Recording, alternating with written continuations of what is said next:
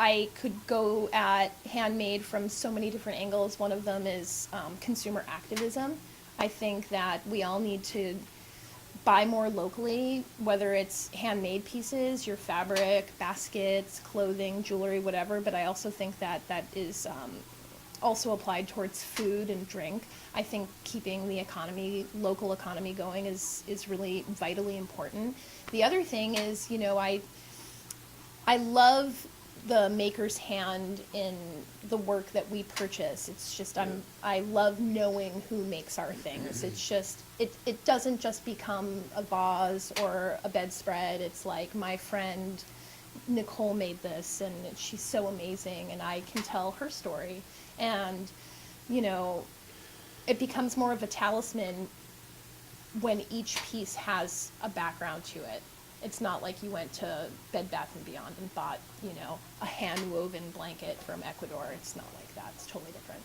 Mass production produces waste, and without somebody going in there and creatively getting involved by hand and figuring out what to do with that waste, it's going to remain waste, but the maker can always come up with something to produce with the waste or convert the waste, or, you know what I mean? And also, it's about returning to a simpler sort of lifestyle that follows seasons and simplicity and making the things that you need for yourself from the things that are around you, rather than trying to buy it from halfway around the world kind of thing and stuff. Yeah. And we approach our studio the same way. We create the things that we make from the stuff that's around us, and the waste that we make on one project turns into the material for the next project all the time. And we try to just use it all the way down until it's gone. Till there's nothing left.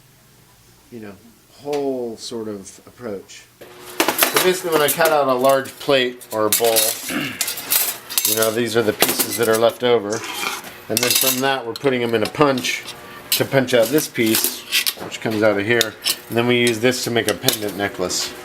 So it's part of our using all the scraps to make other pieces, and you know what I mean?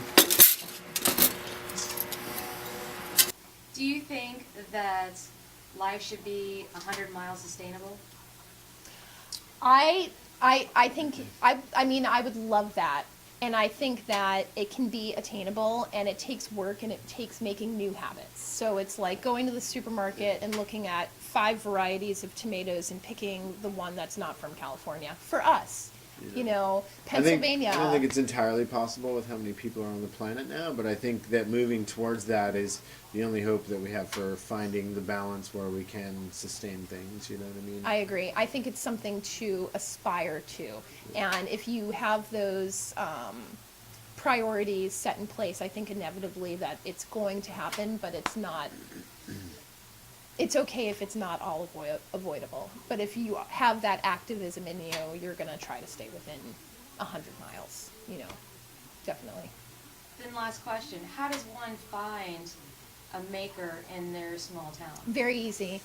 If you want to find a maker in your small town, there are multiple ways of doing it. It can be a farmer's market. You can go online and look at these websites like Zapplication and Juried Art Services that list every single state with every single show throughout the course of the year.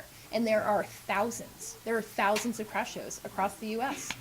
Yeah, attending handmade events of any kind that are local to your city or your area. It's not hard.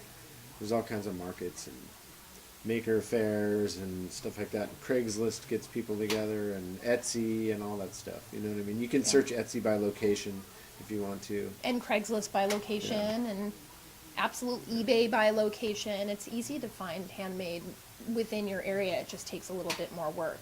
But then if you're a craft fair lover, you are going to try to go to them. That's the thing. I see people all over the country that live maybe in New Jersey, but you'll see them in Texas. It's a lifestyle.